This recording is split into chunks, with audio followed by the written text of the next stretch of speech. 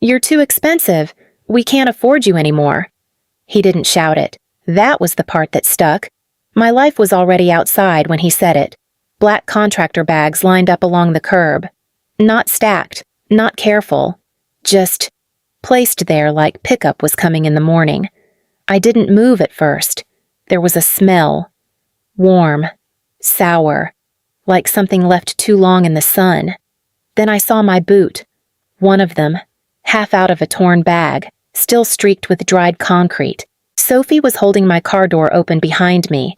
"Kayla, I think that's your stuff," she said. Yeah, I could see that. My name is Kayla Turner, 32 years old. I stepped closer, slow. My eyes kept catching on small things.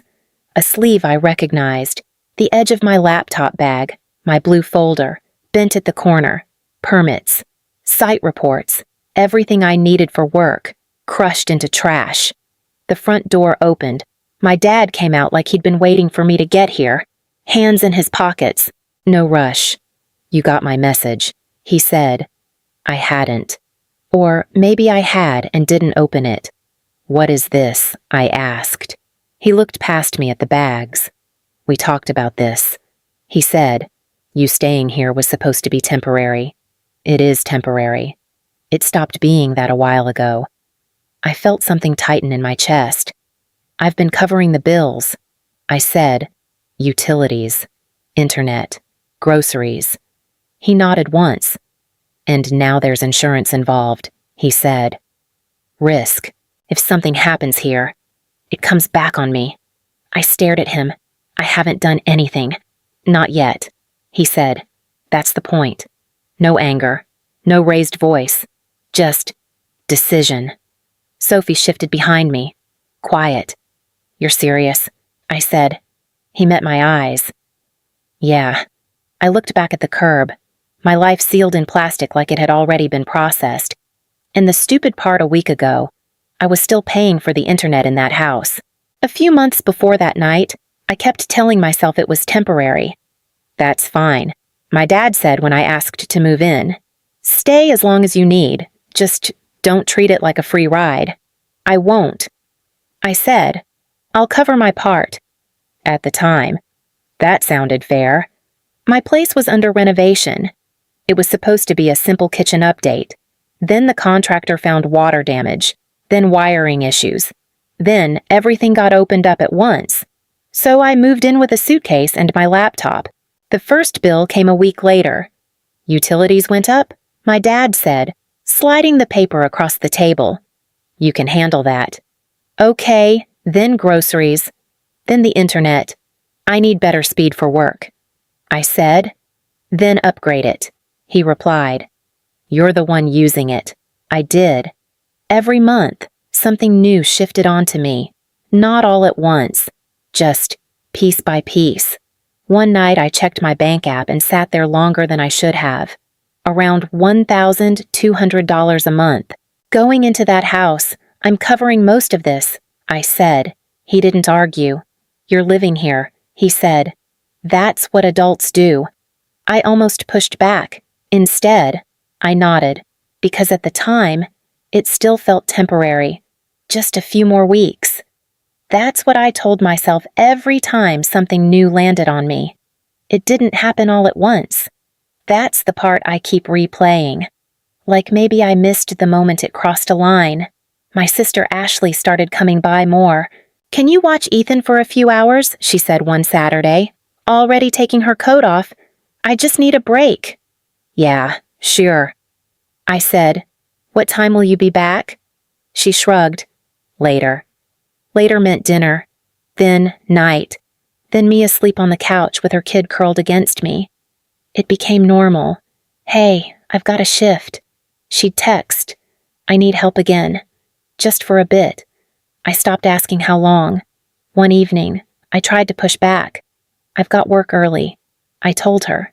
"I can't keep doing this every weekend." Ashley rolled her eyes. "It's not every weekend." "It is." She crossed her arms.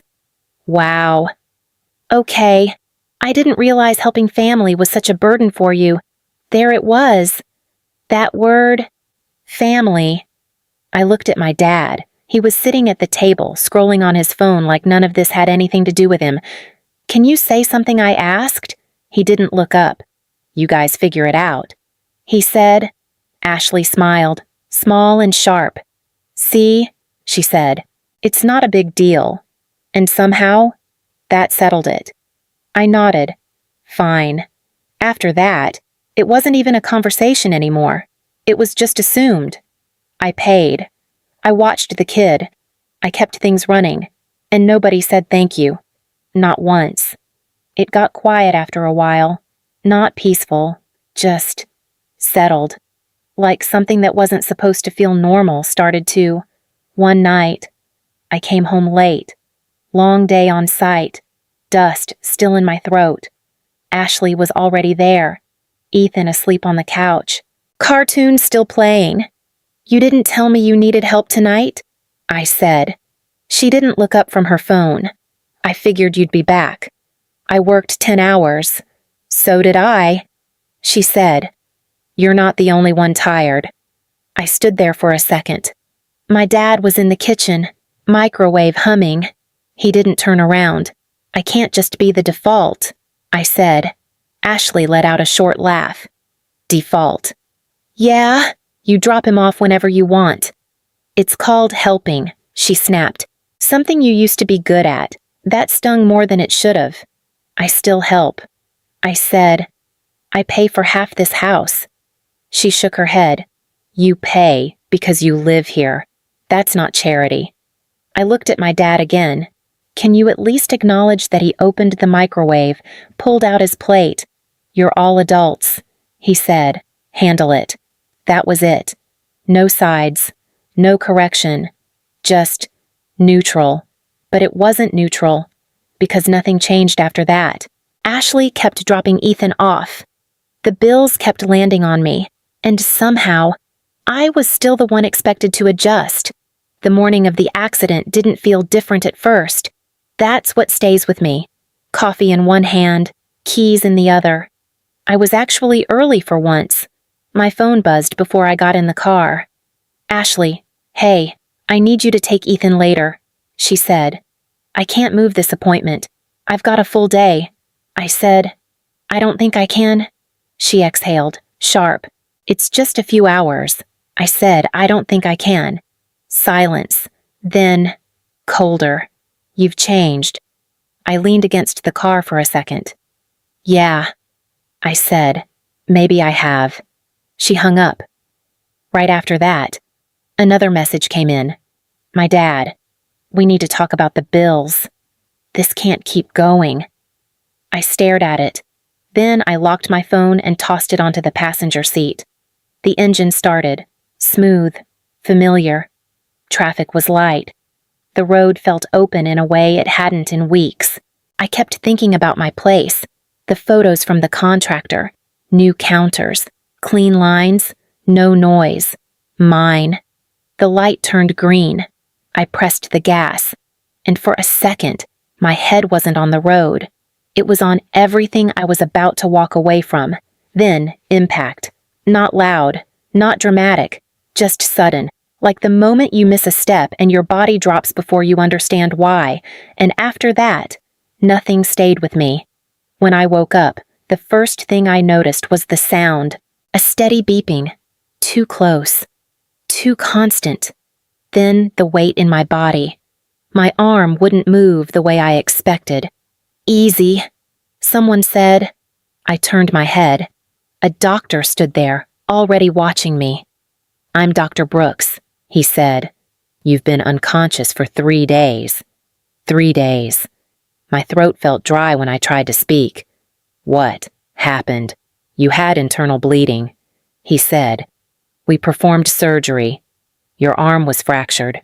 You're stable now, but you'll need time to recover. I nodded. Slow. Trying to keep up. 3 days. Did anyone come? I asked. He didn't answer right away. Just checked something on the chart. We contacted your emergency contact, he said. He confirmed your information. My chest tightened a little. Did he come here? No, he said. Simple. I looked away for a second. The ceiling blurred, then settled. My sister, no visitors so far. The machine kept beeping.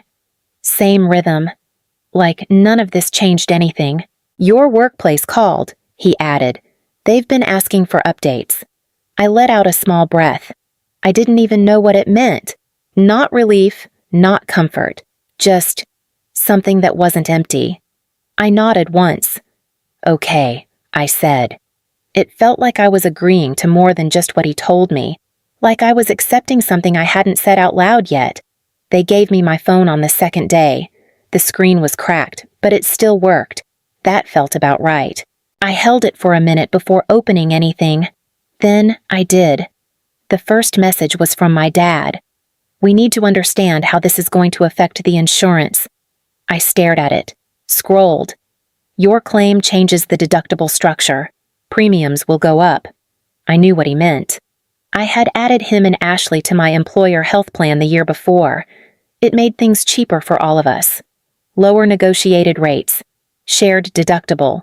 Now that I had been hospitalized, everything reset. I kept reading. No, are you okay? No, you made it. Just numbers. Ashley's messages came next. Because of this, I have to pay over $20,000 before coverage kicks in again. Another one. You should have been more careful. I let out a breath. Not a laugh. Just something leaving my body.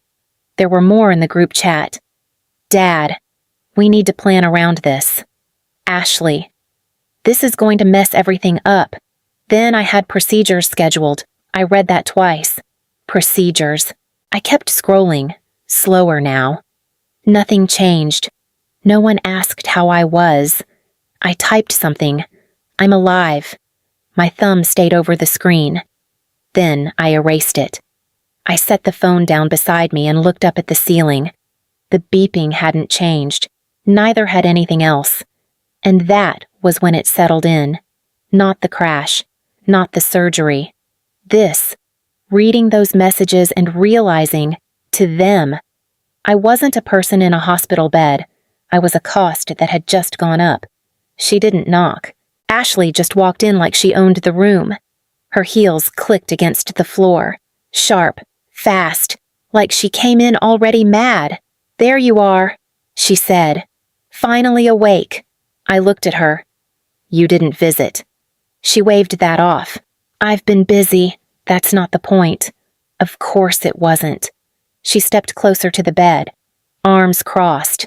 Do you have any idea what this has done? She said. To what? To everything. She snapped. My procedure. Delayed. The insurance reset because of your claim. I have to pay over $20,000 up front now. I blinked at her. I almost died. I said... She made a face, like I'd said something inconvenient. Yeah, but it didn't have to be this bad, she said.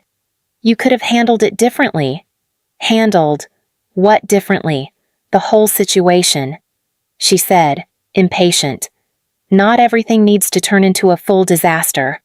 I stared at her. For a second, I actually thought I misheard her.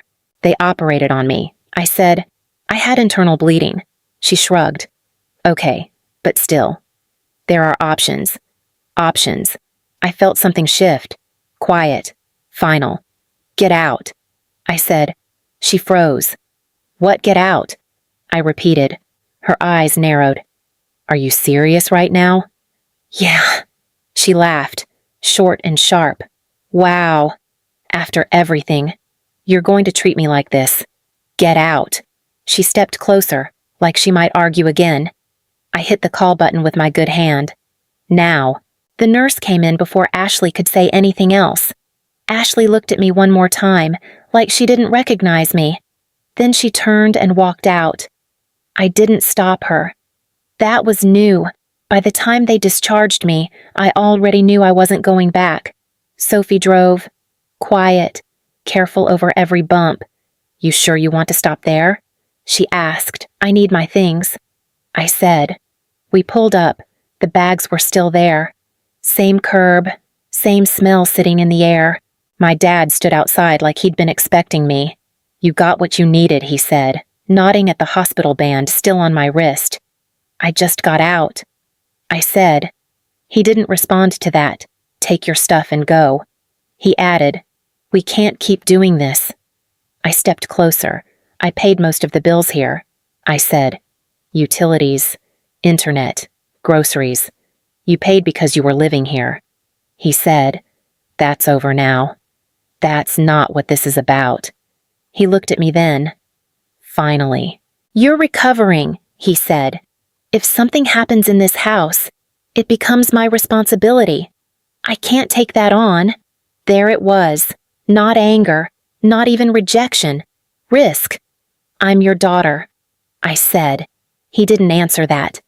Sophie moved behind me, loading bags into the trunk. Quick. No eye contact. I bent down and picked up my blue folder. The edges were bent, some pages creased, but still usable. "All right," I said.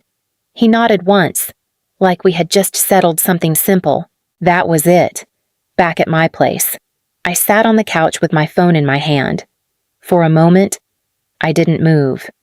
Then I made the calls. "Hi," I said. "I need to remove dependents from my health plan." Pause. "Yes, next billing cycle is fine." Second call.